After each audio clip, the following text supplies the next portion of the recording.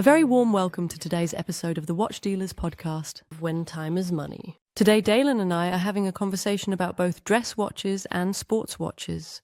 What sets them apart? What defines the different categories? We'll also be talking a bit about complications in wristwatches and what you should pay attention to when buying your next watch.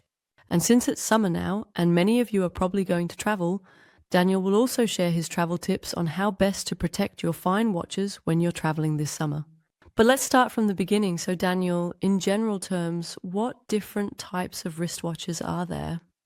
Well, there are many, but if we are to roughly categorize them into two camps, we generally have dress watches and the somewhat sportier sports watches for a more active lifestyle, if you will, so to speak. The dress watch is nowadays often seen as a piece of jewelry, as an item with high ornamental value, and often something that goes with a suit or for a night out on the town, and perhaps a bit less for digging up the garden, which many probably do while wearing their sports watches. But if we allow ourselves to make that distinction, then the dress watch is, for the most part, a somewhat smaller watch, at least compared to the sporty models. And often, though not always, far from always, but often it will come on a strap made of leather, alligator, crocodile, and so on. And it appears smaller than this more sporty watch. Again, there are plenty of subcategories when we talk about the sporty watch. It could be a diver's watch, which is something most people associate with a sports watch these days. That is, this large, very water-resistant, bulky watch. As well as it could be a racing watch, meaning one with a tachymeter, for example, the Daytona from Rolex, where you can actually measure a given speed over a certain distance, and it can be a Yachtmaster, and so on. There are an enormous number of different subcategories, but overall, I think we can get a quick overview by dividing them into dress watches and sports watches. What considerations should you have when choosing your next watch, if it's not just going to be based on aesthetics alone? I imagine that sports watches can do certain things, while dress watches might offer something different. I think that in the modern times we live in, it's actually surprisingly less about the watch's complications, that is, the functions the watch has, and much more a question of the signal value and the lifestyle you want to convey with your watch. If you're sitting in a law office every day, then it probably makes a lot of sense to have a nice dress watch. Whereas if you spend half your time at the gym and the other half lying on the beach, then maybe a diver's watch that can withstand both knocks and water might be preferable. So, to be honest, I would definitely say that most manufacturers put a lot of effort into reflecting the different lifestyles of their customers. You have to find what you associate with best or what you feel most comfortable with. It can quickly go wrong. You could say that a diver's watch or a racing watch can easily be worn with a suit, whereas it can be quite difficult the other way around to wear a dress watch at the gym. It's not very often that they can handle that. A lovely dress watch with the strap ruined by sweat after 10 or 20 gym sessions, that would really be a shame. So I would much rather divide it up by finding something that on some level reflects your lifestyle or at least your priorities in life. Yes, both yes and no. Basically, it's very much a question of the design and robustness, because when it comes to the choice of materials, you can easily find both sports watches in platinum as well as dress watches in platinum, and the same goes for gold, rose gold, yellow gold, white gold, and not least steel. So I would say that often you find that dress watches can feature slightly more aesthetic, and some might even say feminine traits, even on men's watches. But when it comes to the choice of materials, you can't really differentiate based on the lifestyle the watch is designed for. Are there any brands that are particularly known for doing some good dressage, for example? Yes, definitely. When we think about dress watches, all manufacturers actually make all of these categories. But if I had to mention someone who is really setting the standard right now in the dress watch segment, I think it's hard to overlook Cartier. Cartier is super classic, especially with their Santos design, but also in their other collections. Right away, there's no doubt that you're dealing with a watch that, of course, has a high level of aesthetics, but also really embodies that classic dress value. And it quickly matches up with, if I may be a bit stereotypical, women's dresses and men's suits. Where does a watch with a moon phase function belong? Is it a dress watch or is it a sports watch? Yes, and that's where it gets a bit interesting in the sense that complications, and a typical complication in a watch can be a moon phase, can easily cut across those categories and rarely have anything to do with them, since there are people, especially in Switzerland, who figure that you probably look at the moon just as much whether you're wearing a suit or shorts. So you can easily find a beautiful dress watch from Patek with a moon phase. In fact, right now in the shop, we actually have these absolutely fantastic moon phase Patek watches in various shapes and versions. At the same time, you can just as easily find an Omega Speedmaster that has been to the moon, which, funnily enough, can also have a moon phase and which is definitely a sporty watch, but which some people also consider to be dress watches. So the complications all happen across the categories of the weeks, so you can't divide them that way as such. There are, after all, many different types of watches. We can find both time-only watches, and we can also find watches with a moon phase function. Can you say whether the watch's technology or complications and its value go hand in hand? Yes, the very fact that there is a complication in the watch often means that it will be more expensive than its sister model without the mentioned complication. And these complications are often, we often hear people say, I already know what time it is when I look at my iPhone. So why should I have this watch? Well, you should have it for all sorts of other reasons. And then we can talk about everything from capital preservation to aesthetics to its value as jewelry and so on. But when we start talking about complications, it becomes, if possible, even more superfluous. It's really just a matter of showcasing engineering skill. And for this customer, there aren't many people who actually need to know how close we are to a full moon on their Patek, or for that matter, on their Omega. So all in all, you could say that any complication added to the watch is simply an expression of this customer and this engineering artistry, and probably also the design value it brings to the watch. There's no doubt that it becomes, for most watches, it becomes more action-packed to add a major complication, such as a moon phase to the dial, rather than having a completely clean time-only watch that doesn't even have a date. Could you mention a brand and go a bit deeper into the different complications that brand offers? Yes, we could easily sit here all day talking about this, but if I were to mention a few off the top of my head, for example, from Rolex, well, they have always been very, very clear about which lifestyles their watches represent and which ones, ideally, which types of people they are quite simply created for. Whether it's a GMT for the traveler, that is a watch with 2 or more time zones, or whether it's a Yachtmaster, which is primarily made for sailing at sea, possibly with a regatta function in the Yachtmaster 2, or whether it's a diver's watch, their Submariner, which they have been known for, I was about to say centuries, but really many decades. There is an incredibly clear and unmistakable common thread running throughout the entire Rolex product range, and you are never at any point in doubt about exactly what each and every complication they add is truly all about. A Rolex Sky Dweller also features multiple time zones and a programmable bezel, and these completely unnecessary but super interesting complications are something that aesthetically really elevate the watch. On the development side, 10, 15 years ago, when they started working on this or had just finished developing the Sky Dweller, they were dealing with something that was super, super complex compared to much of what else they have made in recent years. But at the same time, they managed to create this robustness around the watch, which is so important for Rolex, namely that the watch must be able to withstand being used. And of course, the more complications you add into that little case, into the fine movement, the greater the likelihood that it will be a bit less shock resistant and less able to withstand daily life. And they have taken incredible pride in this, no matter what complication is in your watch, whether it's time zones, the day of the week in a day date, the date, a combination of all of these, a moon phase, or whatever else it might have been over the years. The watch should appear just as strong and agile as a time-only watch from the manufacturer. What are you most impressed by when it comes to the complications found in watches today?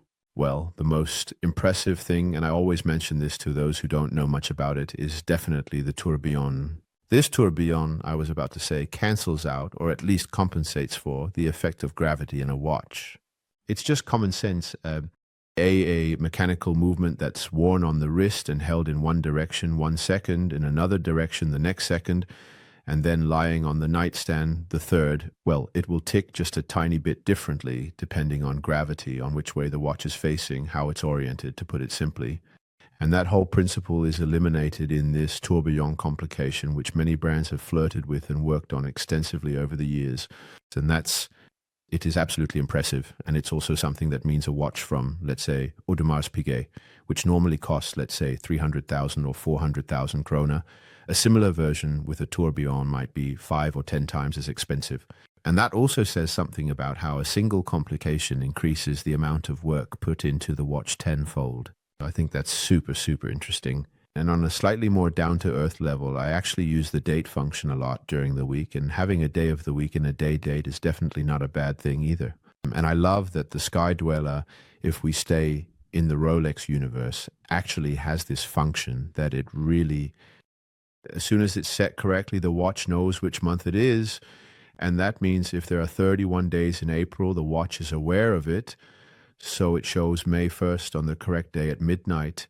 I think that's really great. So you don't have to adjust the watch every other month as you often have to, since most regular watches don't automatically adjust for months with 30 or 31 days.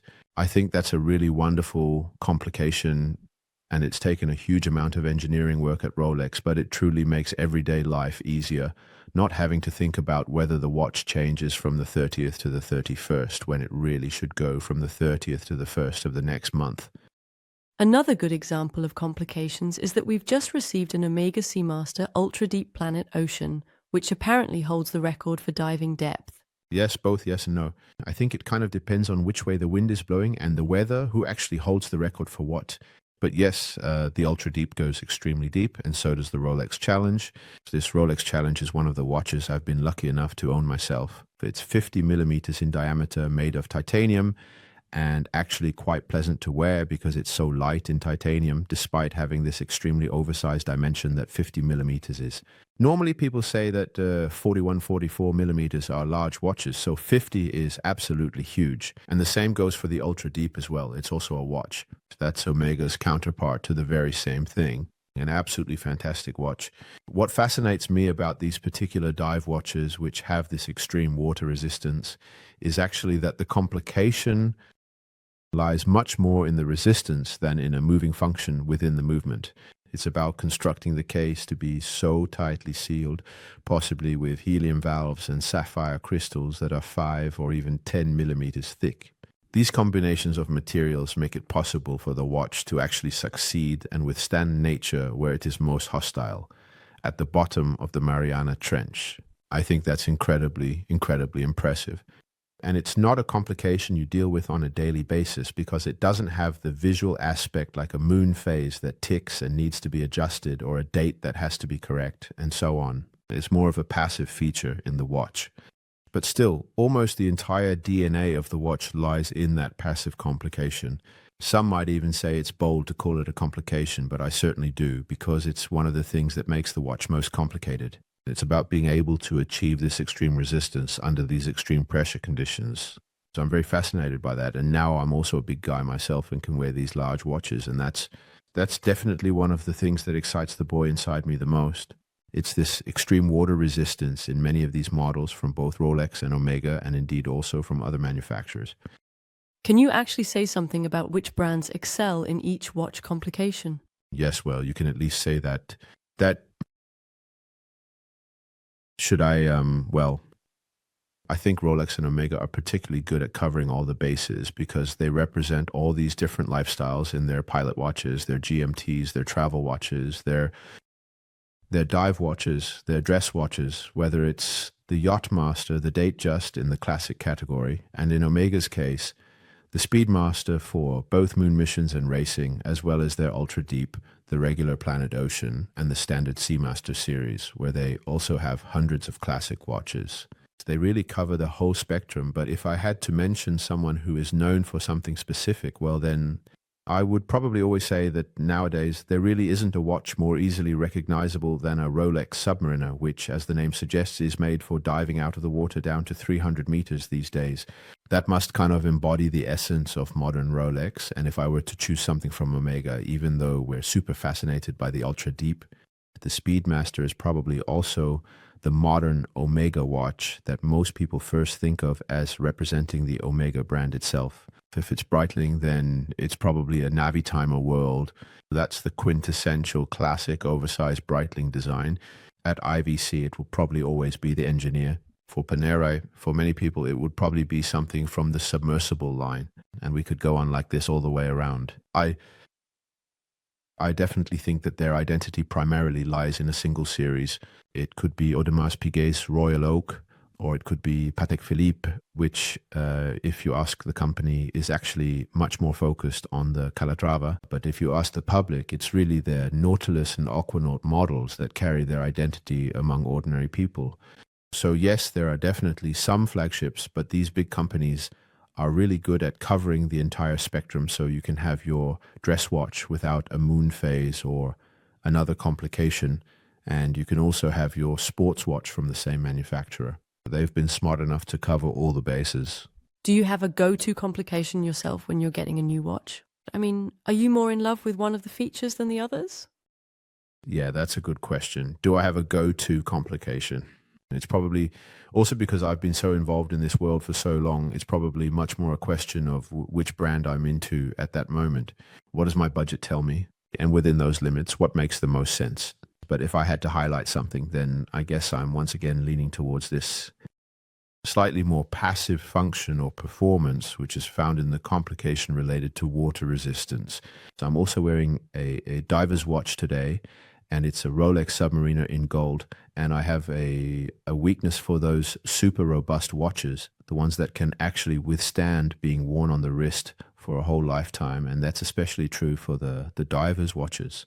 At the same time, I think that nowadays a lot of sporty styles have also become classic. And as I mentioned earlier in the podcast, you can easily pair a sports watch like this with a suit, and it works. On the other hand, as I said, it's really difficult to wear a Cartier watch on a strap to the gym. It just doesn't make much sense. Are there any things you think people should be aware of when they're buying a new watch? I think in terms of complications or watch types. Should you go for a dive watch? Should you look for a dress watch? What are your thoughts on that? It's completely unique to each person's situation, what they want and dream about. But if it's your first watch, then across these different categories we've talked about, I would generally recommend looking for something a bit sportier than you might have initially considered, rather than the classic dress watch, simply for the reason that if you want to hit off target, well, it's simply easier to sell your Submariner 14 days later for close to what you paid for it than it might be to sell your Cellini on Lederheim 14 days after. So based on that principle, I think that if you start with what most people dream of, then you also have probably a better case if you want to trade it in with us or with one of our skilled competitors here in Denmark later on. In other words, if you, as we say in Jutland, regret your decision. And the more special it gets, the more green crocodile strap on rose gold, Cartier, or something else very exotic, the fewer customers there are for it here at home, and for that matter also abroad. And so you have to go lower and lower and lower in price compared to what it cost new. So it's hard to lump everything together in one category. There are plenty of exceptions in this discussion. But as a rule of thumb, I would go for something relatively commercial and something that we know will be easy to resell later on. That's also usually where the value of the watch grows the most over time. If you are now in doubt about which direction to go in relation to these complications and the different watch categories, do you have any good advice? I think I have two good pieces of advice. The first is to seek some guidance from your watch dealer. We are more than interested in having a good conversation with you, and it's just as much in our interest as in yours that you choose the right watch. So involve us early on in that journey. That way we have the opportunity to save yourself some money on that. That's the most fundamental first piece of advice. The second piece of advice is, now we're sitting here in the summer heat in July, and I feel like saying the sun is shining on Stortorf in Aarhus, but it isn't. It's pouring down outside. But speaking of vacation, I think it's always a good one to stay in the spa safest. Namely, can I take the watch with me on vacation? And if I bring the watch on vacation, do I wear it all the time? If you go out and buy your fantastic, luxurious Patek Philippe Calatrava, sure, you can easily take it with you on vacation, but you end up sweating in the strap in the evening, and during the day it sits in the box because it's not made to go down by the pool. It's an absolutely fantastic watch, which I don't want to talk down. I've owned one myself, but there's no doubt that the Submariner we talked about earlier, or the Ultra Deep, or the classic date just 41 or 36 or whatever it might be, with those you can really live your life on vacation with the watch on. That means you can wear it in the pool and in the beach chair without it getting damaged. And really, you just need to rinse it under running water so there's no sand left in it in the evening, and then it's perfectly fine. For both the hotel, restaurant, and whatever else you might be doing on that vacation. And I think that really, really says a lot about how much you actually use your watch. So if it's your first watch, choose something that can withstand your lifestyle. I think that's extremely essential. And there's really no better test of confidence than if you visualize your own summer vacation and ask yourself, can I wear this from the moment we drive to the airport until we land back home again? Then it really makes sense. If it has to come off 16 times along the way and go into the safe deposit box, or not even a bank safe, but the hotel room safe, then maybe it's not necessarily that well suited as your first watch, and perhaps it's something that comes later when you have a larger collection or maybe a less active lifestyle. So all in all, I think the vacation test is a really good way to check the reliability of your conceptual choices within watch categories.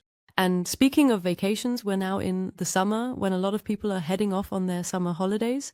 So I'd actually like to ask you if you have any good tips and tricks for people when they're traveling this summer. Well, it's funny that you mention it, Linnea. Just yesterday, I was sitting out at the airport on my way to some meetings elsewhere in Denmark, and I made a little teaser that I'll actually be coming back over the summer with some good travel tips and tricks for people.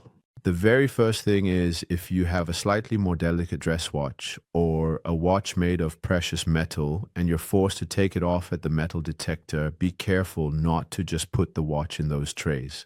For example, an 18-karat gold watch being placed in those trays going through security. As you know, those baggage belts basically slide along, and so does the watch.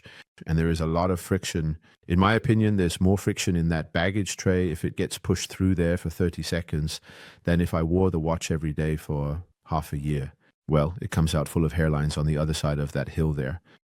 So travel with a travel case, so you always have the option to put your watch in it. And if it's made of steel, I actually think the same principle applies. It may be much more durable than gold, but it's still not good to put polished steel in there either. So bring an empty travel case for your watch. And as long as supplies last, I actually dare to say that if you stop by where Flagship is in Aarhus, we'll have both a cup of coffee and a free travel case for you in the coming days. I was actually planning to make a post about it, but now I've ended up saying it here. So depending on how quickly you release this podcast, I'm sure we'll have a travel case ready for you if you stop by. But otherwise, just call or write to check first so we don't end up sending you halfway across Denmark for a travel case that's no longer available. But as long as I'm making halves, I'd still be happy to host a travel case, or 10 or 50 and maybe even 100. I just think it's really important that you can properly protect your watch on those trips. If you still find yourself having forgotten your travel case or just haven't managed to get one of ours, well, I'm actually about to release a little video clip where I show how, if you're wearing a suit, you can roll the sleeve of your blazer around the watch so it doesn't get scratched. It's one of those, it really needs a visual demonstration. So we'll share that on Meta, on our social media when we get the chance. But traveling in tweed is just really, really good, even if you plan to wear your watch the whole time, because you often have to take it off at security. At some places, you're allowed to go through with these watches. At others, you're not. So that's definitely important to keep in mind, because nothing wears down a watch more. And finally, the place where I would be most careful about those annoying scratches and scuffs is when you're sitting on the plane. I think I've been really good at taking care of my watches over the years, but almost all the annoying dings and hairline scratches on my watches have happened while I was sitting on a plane. Because of my job, I've flown an incredible amount around Europe and talked with our dear supplier network over the last 10-15 years, and there's nothing tougher than when you have to reach down for the seatbelt on the plane and then clonk, you hit the clasp, and you just know that was the gold getting hit, and then clonk against the window because you forgot you needed to grab your AirPods, and it's just really, really tough. So if you're wearing a very sensitive watch, I would actually consider putting it in your travel case when you board the plane. Often, if you're traveling to a different time zone, you'll have to adjust it anyway, and you should always take off your watch when you set it, so you might as well take it off when you board the plane and then put it back on before you leave the airport. So that's actually a really good tip as well. Take off your watch, or at the very least, be extremely careful with it on the plane. The chances of bumping into something or hitting it when you take down your overhead luggage are just really high. So be careful out there when you're flying with your watch off. Before we wrap up, there's something I'd like to ask about. Because you're getting married soon. So is there a particular watch you've chosen to wear on the big day? I have, yes. I actually have, and I'm not telling you anything about it. It's the big surprise I've set up for myself. Well, maybe not entirely for myself, but at least for everyone around me on that day. I'm really looking forward to it, and I've actually been working on it for the past year since Maya said yes. You'll just have to wait for that. Right now, as we're recording this, it's the middle of summer 2024, and the wedding is in mid-August, so there are really only about 6 weeks to go. But you'll have to come back with that question maybe on the day itself, Linnea. That's perfectly fine. Then we'll just have to do a follow-up on that. There's nothing else for it. And with that, unfortunately, that's all we have time for today. We hope you all have a wonderful summer. Enjoy the good weather, and we'll see you again soon. Bye.